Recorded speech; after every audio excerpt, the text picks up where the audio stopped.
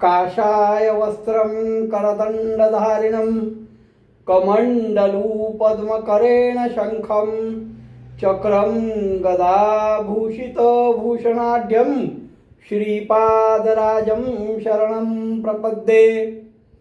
नमो जन्मभूमी जिथे जन्म झाला, नमो आर्यभूमी जिथे वाढीला, नमो कर्मभूमी जिथे गुप्त झाला। नमस्कार माझा सद्गुरु दत्तात्रयाला, अवधूत चिंतन श्री गुरुदेव दत्त। साधकांनो, काल आपण बघत होतो सद्गुरु नृसिंह सरस्वती स्वामी महाराजांनी काश्मीर देशाच्या भद्रसेन राजाची कथा सांगायला सुरुवात केली होती। त्यामध्ये त्यांचा पुत्र सुधर्म आणि मंत्र्याचा मुलगा तारक हे कुठल्याही अलंकाराला ग्रहण करत नव्हते, तर फक्त रुद्राक्ष धारण करत होते। मग हे काय आहे, तर त्या भद्रसेन राजाकडे पाराशर ऋषी आले असताना पाराशर ऋषी त्या राजाला, भद्रसेन राजाला सुधर्माच्या मागच्या जन्माची नंदीनाम गावात घडलेल्या वैश्यवेश्येची कथा सांगतात। आणि त्या ठिकाणी कुक्कुट आणि मरकट म्हणजे तुझा मुलगा आणि त्या मंत्री सुताचा मुलगा होता, त्यांच्या गळ्यात जे रुद्राक्ष धारण होते तीच इच्छा या जन्मात आलेली आहे, आणि म्हणून ते बाकीच्या कशालाही किंमत देत नाहीत। हे रुद्राक्ष महत्व अजून पुढे काय सांगितलं जातं, तेव्हा राजा पाराशर ऋषींना म्हणतोय, राजा भद्रसेन विचारतो, तुम्ही त्रिकालज्ञानी आहात, तुम्हाला भूत भविष्य वर्तमान सगळं कळतं, मग गुरुवर्य मला हे सांगा, माझ्या मुलाचं पुढचं भविष्य काय? आता त्याला काय होईल? भूत भविष्य वर्तमानी त्रिकालज्ञ तुम्ही मुनी, सांगा स्वामी निरोपिणी माझे आणि मंत्री कुमाराचे, माझ्या आणि मंत्री कुमाराच्या मुलाचं पुढचं भविष्य काय? ऐकून रायाचे वचन राजा हे बोलल्यानंतर पाराशर ऋषी फक्त म्हणतात, अरे राजा, त्यांचं भविष्य विचारतोय, अपूर्व असं आहे, पुत्राचं मुलाचं भविष्य तू मला विचारतो, पण मी जर मुलाचं भविष्य तुला सांगितलं तर तुला अत्यंत दारुण असं दुःख प्राप्त होईल। त्यामुळे मी कसं काय सांगू तुला?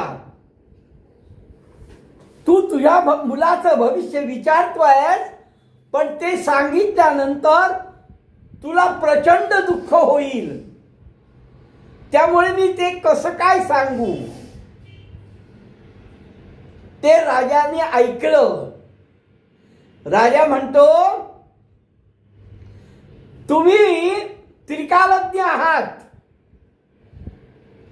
जर समजा काही दुःखाचा प्रसंग असेल माझ्या मुलाच्या आयुष्यामध्ये, भविष्यामध्ये काही दुःखाचा प्रसंग असेल, तर त्याचं निरसन तुम्हीच कराल। तुम्ही ज्ञानवंत आहात, त्रिकालज्ञानी आहात, त्यामुळे प्रभो तुम्ही आता सांगा काय ते। हे ऐकल्यानंतर ऋषी पाराशर सांगतात, ऐक राजा तुझ्या कुमारा, ऐक राजा ऐक। अतिशय भावुक झालेत पाराशर ऋषी सुद्धा, कारण भविष्यच तसं आहे। ते म्हणतात, ऐक राजा ऐक, तुझ्या मुलाचं आयुष्य हे फक्त 12 वर्षाचं आहे। अतिशय शांतता पसरली आहे. राजाला ऐकून अतिशय दुःखावेग झाला आहे. कारण मुलाला 12 वर्षाचं आयुष्य फक्त आहे आणि त्यातले आता फक्त 7 दिवसच राहिले आहेत. 11 वर्ष 11 महिने पूर्ण आयुष्य जगलाय त्यांनी. त्याचं आयुष्य संपणारे 7 दिवसांनी. हे ऐकल्यानंतर पाराशर ऋषी सांगतात की अरे राजा, त्याला 12 वर्षाचं आयुष्य आहे आणि त्या 12 वर्षात राहिले असते दिवस 7. त्या 12 वर्षाच्या आयुष्यामध्ये आता फक्त 7 दिवस शिल्लक आहे. 8व्या दिवशी त्याला मृत्यू येणार आहे. 8व्या दिवशी येईल मृत्यू. तुझ्या पुत्राशी परियेसा, तुझ्या पुत्राला आजपासून 8व्या दिवसांनी मृत्यू येईल असं पाराशर ऋषी राजा भद्रसेनला सांगतायत. हे ऋषींचं वचन ऐकल्यानंतर स्वाभाविक आहे हो, कुठल्याही पित्याला अपार दुःख होणार आणि तो चक्कर येऊन मूर्छा येऊन पडणार. राजाने हे ऐकलं, त्याला तात्काळ मूर्छा आली. रडायला लागला, आलाप करायला लागला. अरे अरे अरे अरे अरे अरे ऋषीवरा, हे काय सांगितलं तुम्ही? अहो, त्याचं मागच्या जन्मीचं जे आख्यान सांगितलं आणि या जन्मातले फक्त 7 दिवस शिल्लक आहेत. 12 वर्ष आयुष्य फक्त. काय सांगितलं? राजा ऋषींच्या चरणावर लोळण घेतोय. त्याला कल्पना आहे. त्याला कल्पना आहे म्हणण्यापेक्षा त्याला खात्री आहे की पाराशर ऋषी म्हणजे ते सद्गुरू आहेत. गुरु आपल्या मुलाचं रक्षण करतील ही खात्री राजा भद्रसेनला आहे. आम्हाला ती खात्री नसते की गुरु आमचं रक्षण करील किंवा गुरु आम्हाला वाचवेल. पण इथे राजा भद्रसेनला पाराशर ऋषींबद्दल खात्री आहे, कारण ते गुरु आहेत. गुरु बद्दल खात्री असायलाच हवी.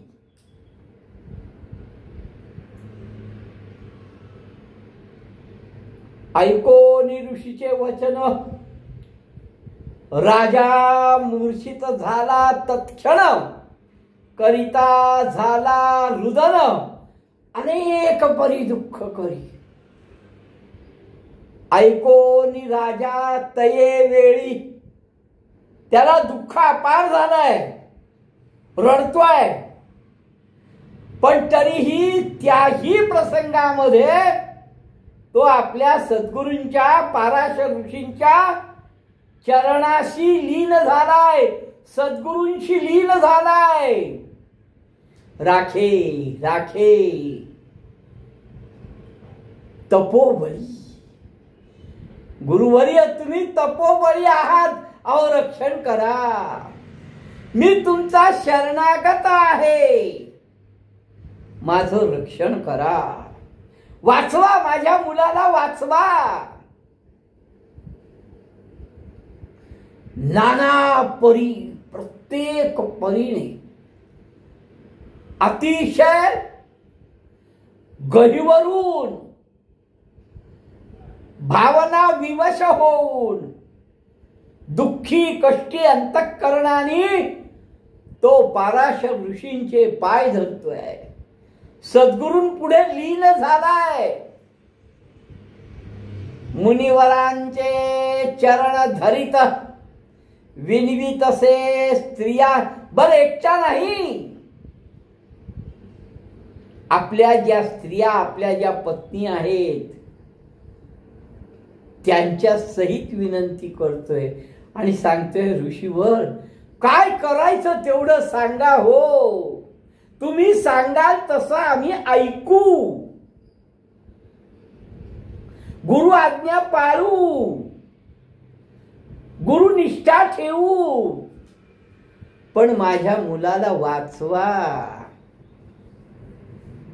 अहो 7 दिवस राहिले म्हणतात तुम्ही.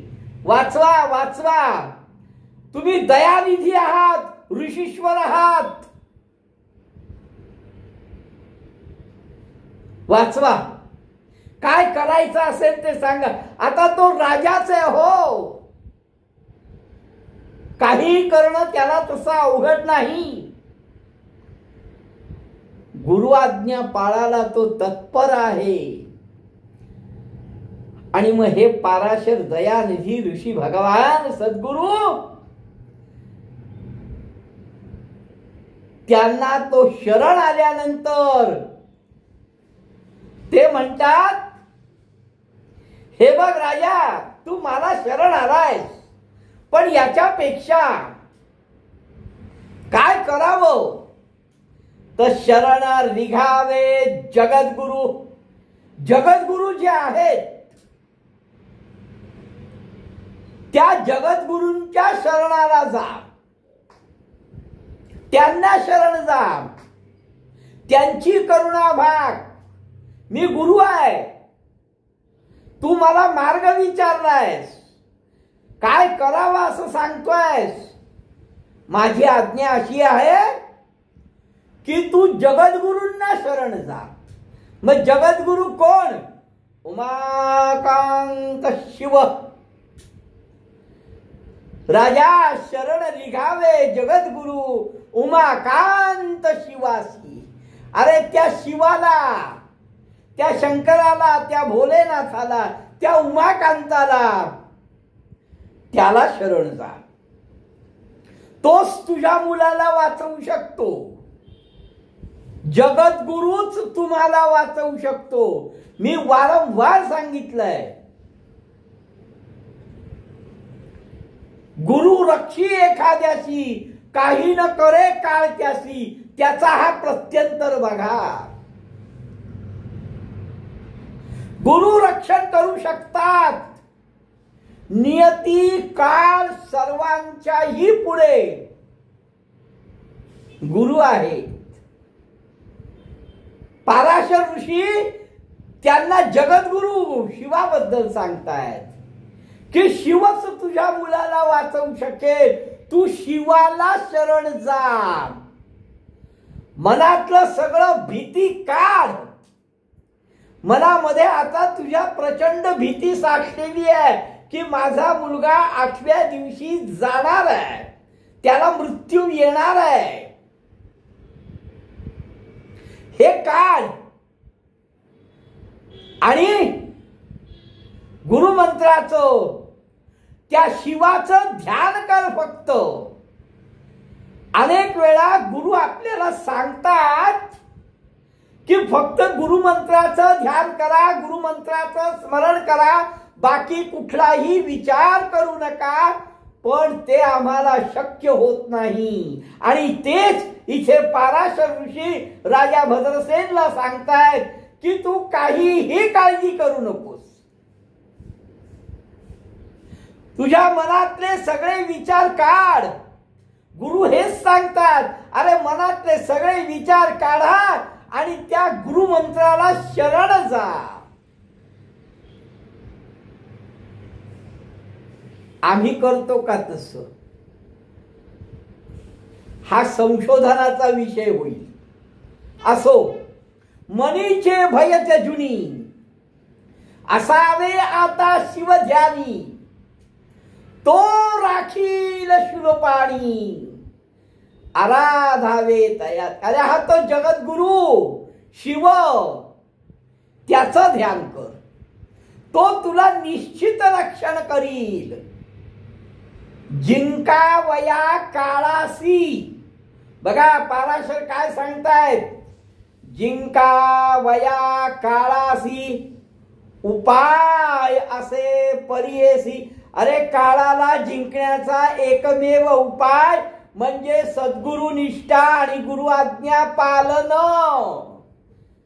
काका सांगून सांगून थकतात नेहमी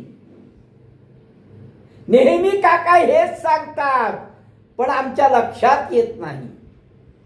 पाराशर ऋषी तेच सांगतायत.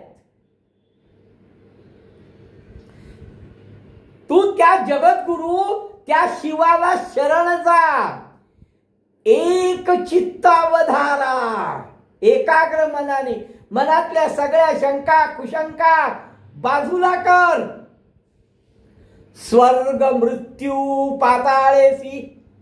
अरे स्वर्गाला मृत्यूला पाताळाला म्हणजे पृथ्वीवर स्वर्गात आणि पाताळात एकच देव आहे, तो म्हणजे गुरु. काय गुरुची महती आहे, पण आम्ही दुर्लक्षित करतो, आमच्या लक्षात येत नाही. निष्कलंक एकच, स्वर्ग मृत्यू पाताळासी देव एक, निष्कलंक परियेसी.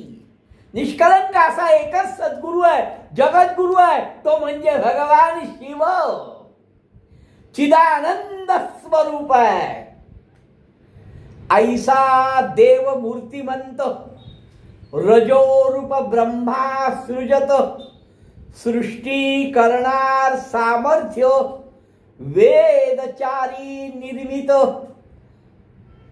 अहो रजोरूप ब्रह्मदेव जे सृष्टीची रचना करतात, ज्यांच्याकडे वेद 4 वेद आहेत. आत्मतत्व संग्रहाची ठेविली उपनिषदे, त्यांच्याजवळ उपनिषद पण आहे. पण हा जगद्गुरु ब्रह्माची ही स्तुती आहे, पण तरी इकडे जगद्गुरु भक्तवत्सल सर्वेश्वर. गुरु हा जो आहे हा भक्तवत्सल आहे, सर्वेश्वर आहे. त्यांनीच सगळं वेदांचं सार ब्रह्माला दिलंय. त्या शिवाचा रुद्राध्याय अतिशय सुंदर आहे. त्यांनी विरंशीला त्याच्या गणाला हा रुद्राध्याय दिलाय. रुद्राध्यायाचं खूप मोठं महत्व आहे. पाराशर ऋषी राजा भद्रसेनला सांगतायत, आता 8 दिवस राहिले आहेत. 7 दिवस झाल्यानंतर 8व्या दिवशी तुझा मुलगा गतप्राण होणार आहे. तर हे राजा सर्व विसर, दुःख विसर, भीती विसर, त्या जगद्गुरु त्या गुरुदेवांना शरण जा. रुद्राध्याय हा खूप मोठा आहे. रुद्राध्यायाचा महिमा सांगण्याकरता वेळ सुद्धा पुरा पडेल. रुद्राध्यायाला नाश नाहीये. त्यामुळे हे राजन, हा पंचतत्व शिवात्मक असा रुद्राध्याय जो आहे, ब्रह्माने आपल्या 4ही मुखातनं याचं गुणगान केलेलं आहे. 4ही मुखातनं वेद सांगितले, यजुर्वेद सांगितला. हे राजा, सगळे देव ऋषी मरीची अत्री सगळ्या देवांना ब्रह्मदेवानी सांगितलं आणि तेच पुढे ऋषीमुनींनी अंमलात आणलं आणि त्यांनी आपल्या शिष्यांना शिकवलं. हे राजा, जगद्गुरु आद्य गुरु शिव याचा रुद्राध्याय फार विशेष आहे. तो रुद्राध्याय कसा आला तर ब्रह्मानी आपले 7 पुत्र मरीची अत्री या सगळ्यांना सांगितला. त्यांनी पुढे ऋषींना सांगितला. ऋषींनी आपल्या शिष्यांना सांगितला, शिष्यांनी आपल्या शिष्यांना सांगितला, पुढे त्यांच्या मुलाबाळांना सांगितला, असा त्या रुद्राध्यायाचा विस्तार झाला. पाराशर सांगतायत, पूर्वी रुद्राध्याय भूमीवर अतिशय प्रखर होता, त्याच्याहून कुठलाही मंत्र श्रेष्ठ नव्हता. त्याहून नाही अनेक मंत्र त्वरित तप साध्य होतं. त्या रुद्राध्यायाने तप सुद्धा केलं जायचं. त्यामुळे हे राजन, तुला मी एक सांगतो, आणि एक नवल आहे. काय? ब्रह्मदेवानी सृष्टीची रचना केली. वेदतीर्थ हे श्रेष्ठ, त्यांनी सृष्टीवर स्नपन केलं. जे जन गुरु भजती, ऐका पाराशर काय सांगतायत, जे जन गुरु भजती ते तरती भवसागर. एवढं गुरूंचं महत्व पाराशर सांगतायत. आम्ही पण अनेक वेळा अनेकांकडनं ऐकलं. आमच्या काका महाराज तर नेहमीच बडबडतात, गुरु आज्ञा पाळा, गुरुनिष्ठा ठेवा, पण शक्य नाही. पण इथे साक्षात पाराशर सांगतायत, जे जन गुरु भजती ते तरती भवसागर. सुकृत, बघा पाराशर काय सांगतायत, सुकृत अथवा दुष्कृत, चांगलं कर्म असो किंवा वाईट कर्म असो, जे जे कीजे आपुले हित. आपल्या चांगल्या करता आपण चांगलं कर्म केलेलं असो किंवा वाईट कर्म केलेलं असो, जसं पेरेल तसं उगवणार आहे असं म्हणतात. पण सद्गुरु तुम्हाला अनिष्टतेपासून दूर नेतो. सृष्टी धर्म प्रवृत्तीसी ब्रह्मरे रचिले परियेसी, आपले वक्षपृष्ठेशी धर्माधर्म उपजवी. जे जन, बघा पाराशर काय सांगतायत, जे जन धर्म करीती इह पर सौख्य पावती. जे धर्म करतात त्यांना सुखाची प्राप्ती होते. जे अधर्म राहटती, अधर्मानी राहतात. आता धर्म आणि अधर्मामध्ये अनेक गोष्टी येतात, पण मी एकाच गोष्टीचा प्रामुख्याने उल्लेख करतो. जे गुरु आज्ञा पाळून गुरुनिष्ठेने राहतात तो धर्म आहे, आणि जे गुरुनिष्ठा आणि गुरु आज्ञा पाळत नाहीत तो अधर्म आहे. एवढ्या सोप्या भाषेत मी तुम्हाला सांगतो. पाराशर सांगतायत, जे जन धर्म आचरती, धर्म म्हणजे काय? गुरुनिष्ठा, गुरु आज्ञा पालन करणं हा धर्म आहे. आणि त्या धर्माचं जे आचरण करतात त्यांना सुखाची प्राप्ती होते. जे धर्म आचरती इह पर सौख्य पावती, आणि जे अधर्म राहटती, आता जे गुरु आज्ञा पाळत नाहीत, गुरुनिष्ठा ठेवत नाहीत, ते पापरूपी त्याची जाणार, तेच खरे पापी आहेत. मी नाही सांगत, पाराशर ऋषी सांगतायत, राजा भद्रसेनला सांगतायत.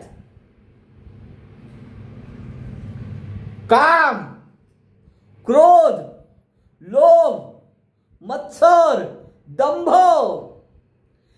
हे सगळे अधर्माचे सूत आहेत, लक्षात ठेवा. क्रोधामुळे गुरु आज्ञा आम्ही पाळत नाही. आप्तइष्टांच्या पुत्राच्या लोभामुळे आम्ही गुरु आज्ञा पाळत नाही. आम्हाला अहंकार असल्यामुळे गुरु आज्ञा पाळत नाही. गर्व, पुत्रमोह, आप्तमोह, सुखमोह